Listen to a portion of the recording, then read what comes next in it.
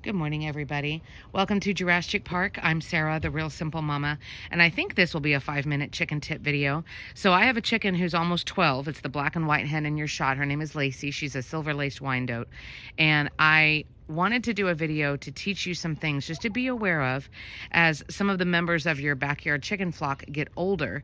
Some changes for you to take better care of them and for you to be aware of as their chicken tender.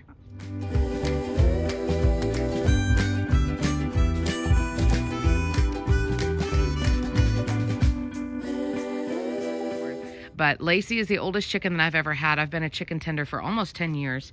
And I've had Lacie, not that entire time, but almost. And she was, we don't know, 3, 4, 5 years old when I got her. So she's had a wonderful life. She's still kicking, still going strong. But there are definitely some changes as hens get older. Now, a lot of this will be applicable to roosters as well. But I'm focusing more on hens just so that you know kind of what you're getting yourself into, or, you know, how their quality of life and their daily life will change. So the first thing is, and I'll see if I've got anything in the nesting box to show you, that hens will not lay eggs as often, right? Their finite amount of eggs that they are going to lay, that number is sputtering and getting to an end the older that they get. Now, even if they haven't been forced to lay because you give, you know, like, you put lighting in the coop and things like that to force them to lay eggs more often. Hens, by the time they are hatched, by the time they are born, they already have inside them every egg that they're ever going to lay. So they have like a quota, right? And this is totally wrong, but let's pretend it's 500. Each year, if your chicken is laying 200 eggs because you're pushing them hard to lay lots of eggs, that's going to run out pretty quickly. So Lacie does lay probably 2 times a week in the days that have longer, like more light, so in the summer. So it's kind of like best case scenario from her, I get 2 eggs a week. The other thing is I'm going to start to slowly move over here. I'm hoping I'm not going to like give you guys motion sickness, and I want to do Blair Witch in here. The other thing to be aware of is when your older hens are laying eggs, the eggs may not be that great of a quality. Now, that doesn't mean they're not edible. But in other words, I don't want you adopting older chickens or thinking, you know, I bought these young pullets, these young chickens. Now I'm going to get like so many eggs every single day for like the next 15 years. Because that's just not going to happen. Hold on just a second. There we go. So I can already tell because I know my chickens. Number one, that Lacie is trying to sleep in here again because there's poop in here. But from the last few days, this one is from Lacie. I can just tell. I just know. I know that hers are light brown. They've got a little bit of a speckling on it. Sometimes her eggshells are very weak. Now, I supplement for all of my chickens. They get all of the things they need. Obviously, they have access to grit. They have calcium. They're getting extra protein. They have everything they need. So it's not a deficiency as to why she's not laying stronger eggs. She's just old. She's really, really old. And I'm sure my quota of 500 eggs is obviously way too low. It's in the thousands, I'm sure. But even so, like, older chickens are not going to lay much anymore. Now, in no way am I saying, you know, you should cull them, you should euthanize them, you should get rid of them because they're not laying eggs.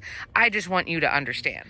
The next is that they're going to be a little bit more prone to injury and illness. In my mind, that's more injury than illness. But I mean, it's kind of like our community, right? Like in a society of human beings, you know, older people are going to be more susceptible to falls. And if they do fall, it's going to hurt them a lot more than if it was a 20-year-old who fell. The same thing for chickens. The thing that I specifically think about when I think about older chickens and them hurting themselves is them jumping down off of things. So when you think about your roost bars, this is what I specifically think of. I've had a hen who injured her hip because they used to hop up and down like rungs of a ladder in a coop that I had years ago. And in my mind, in my experience, and that other hen was a Wyandotte as well, in my experience, the chickens won't necessarily be like, oh, that's too far of a jump, I'm not going to do it. They'll try to do that awkward like flutter, flap, fall thing where they try to just kind of land. But of course you don't want your, I mean, really any chickens, but you don't want your older chickens having to jump off of stuff. So make sure that you've got ramps for them, right? I mean, it's as simple as just laying a board down, you know, and making sure that the board is not treated with a whole bunch of chemicals and that it doesn't have anything that's going to splinter into your chicken's feet. But don't let them jump up and down off of stuff. Make sure they've got a nice ramp. They may not want to roost quite as high. They may want to just stay on lower roost bars, but just just be mindful of your older chickens. Especially, I mean, like Lacie is, sorry, honey, she's a bigger breed. She's a heftier breed. Wyandottes are meant to be hybrid birds, which means they get hefty enough to be good meat birds for you to cull and eat them when they're young, or they're also egg layers. So as you can tell, these two girls, as I stick my finger in the shot, are way heftier than Waffles, who's just a production red. They're just bigger hens. So that means, you know, the harder they fall. So just keep that in mind. The last thing I wanted to talk about, and this is kind of sad, I haven't really experienced this, but it is something to think about because it does happen in backyard flocks. Kind of tying into what I just said. So older chickens can be more prone to injury and illness, right? Like they're just not in their prime, even if they're healthy, even if, you know, everything looks good, right? Like Lacie, she's still kicking, she's up, she's talking every morning. Like she's not really slowing down, however, if an older chicken, let's just pretend it was Lacie, if Lacie was to hurt herself, or the flock senses that she's sick, she's got something, she's got worms, parasite, chickens can get cold, so they can get respiratory illnesses where they're like snotty and sneezing. It is possible that your flock will isolate that older chicken.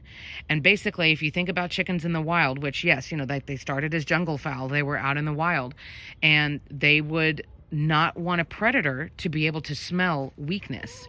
You know, there are different predators who can literally smell, like wolves can smell when elk have like an infection in their tooth. They can smell that from far away, and then they will go after that weaker elk because they know that elk already has something wrong with it. So a lot of times chickens will be like, hey, you're the one who is sick, you're the one who is injured, get away from us because we don't want you bringing a predator to us. And so then what they'll do, I'm going to follow them around, what they'll do is they will basically kick that older, sick, injured chicken out of the flock. Well, as you can imagine, chickens don't belong by themselves out in the wild, right? They're flock animals. They need each other to help watch the skies and to help listen and to help keep each other safe and all of the things. So that can be detrimental. That can kind of be like the beginning of the end of that chicken, because it's like, look, we're going to kick you out and expose you, and then we're going to hide back over here. And then hopefully the predator is going to go after you, and I'm going to come around because that one chicken is the one who's limping or flapping or making a lot of noise or is sick. So chickens can sense weakness. And I know that sounds kind of mean, but again, think about their origins. Oh, you guys drinking? You look so cute, girlies. So just keep that in mind. If everyone's like, man, they're suddenly like beating up on this hen, they don't want her around, they're being super mean to her, or they won't let her come out of the coop or whatever, trust your chickens. As mean as that sounds, they sense something that you don't know. It's not just because she's old. Like, ew, gross, she's old, we don't like her. It's not that. There's something else going on that the chickens have sensed, and they're like, get away from us because you're going to be attracting predators with your like nasty, stinky illness, or because, again, you know, we can tell that you've hurt yourself, you're limping, you're not able to keep up with the flock, something like that. So again, it's kind of sad, but you'll have better success as a chicken tender if you can kind of think about what are their instincts, what are the chickens sensing, what are they thinking, why are they doing what they do.